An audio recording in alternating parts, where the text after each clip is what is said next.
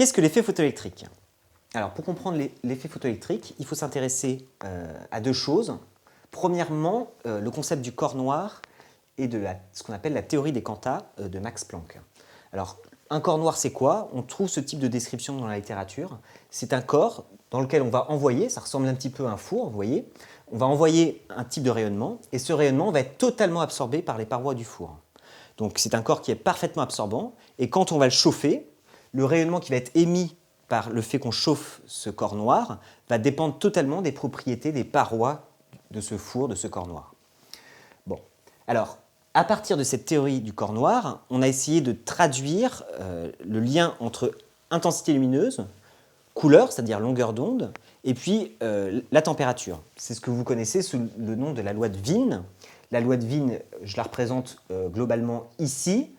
Qu'est-ce qu'elle dit, cette loi de Wien? Elle dit que deux choses.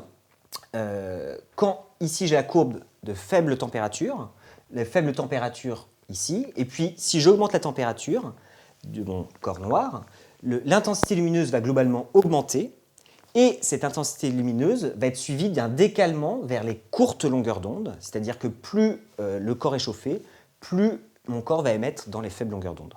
Un moyen mémotechnique pour s'en rappeler, c'est que quand on prend la flamme d'un briquet, la partie haute de la flamme, qui est jaune, est beaucoup moins chaude que la partie bleue du briquet. Alors évidemment, ça n'a rien à voir, mais c'est juste un moyen mémotechnique pour s'en rappeler. Plus on chauffe, plus on se décale vers le bleu et le violet, d'accord, c'est-à-dire vers les faibles longueurs d'onde. Cette loi de Wien pose des problèmes à Planck au début du XXe siècle, puisqu'elle rend assez mal compte de ce qui se passe pour les fortes, les grandes longueurs d'onde.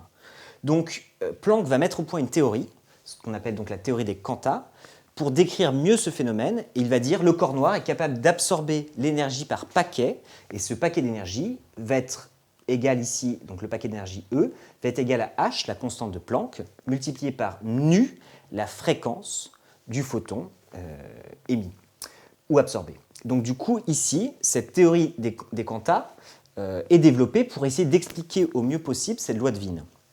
Bon, donc ça, c'est une première chose. Il faut savoir que Planck, quand il développe cette théorie, on n'est même pas sûr à cette époque-là que l'atome existe vraiment. Donc vous voyez que c'est une théorie très ancienne, mais qui permet bien de décrire ce phénomène. Et Planck, d'ailleurs, n'avait pas vu toutes les implications de ce type de loi. Les applications vont être reprises par Einstein, et c'est ce qu'on va justement appeler l'effet photoélectrique. C'est un phénomène qu'on a déjà étudié au XIXe siècle, mais qui va être compris par Einstein, et il va être récompensé pour ses travaux sur l'effet photoélectrique en 1921 avec son prix Nobel. Alors, l'effet photoélectrique, en fait, il y en a deux types. Il y a l'effet photovoltaïque, qui est lié aux panneaux photovoltaïques, les panneaux solaires, où on transforme de l'énergie lumineuse en énergie électrique, et l'émission photoélectrique. C'est ça dont je vais vous expliquer le principe tout de suite. Donc, quand on envoie de la lumière sur un métal, d'accord, il peut se passer dans certaines conditions des phénomènes. Mais ça dépend du type de lumière que j'envoie, de la longueur d'onde de la lumière. Si j'envoie de la lumière rouge qui correspond aux grandes longueurs d'onde, d'accord, ici la lumière rouge évidemment correspond aux grandes longueurs d'onde, cette lumière ne va pas pouvoir avoir d'influence sur le métal. Il ne va rien se passer. Par contre, lorsqu'on envoie de la lumière violette, donc de petites longueurs d'onde, qu'est-ce qui va se passer? On va observer le fait que le métal, les électrons du métal, vont être arrachés facilement de ce métal. Donc c'est ce qu'on appelle l'émission photoélectrique.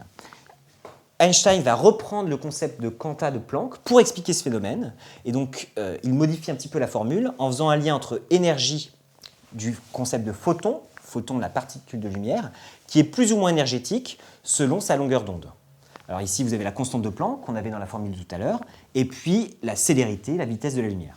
Donc on se rend compte par cette formule que plus la longueur d'onde diminue, plus l'énergie augmente. C'est-à-dire que les photons qui correspondent à une longueur d'onde faible, c'est-à-dire les photons violets par exemple, sont plus énergétiques que les photons rouges.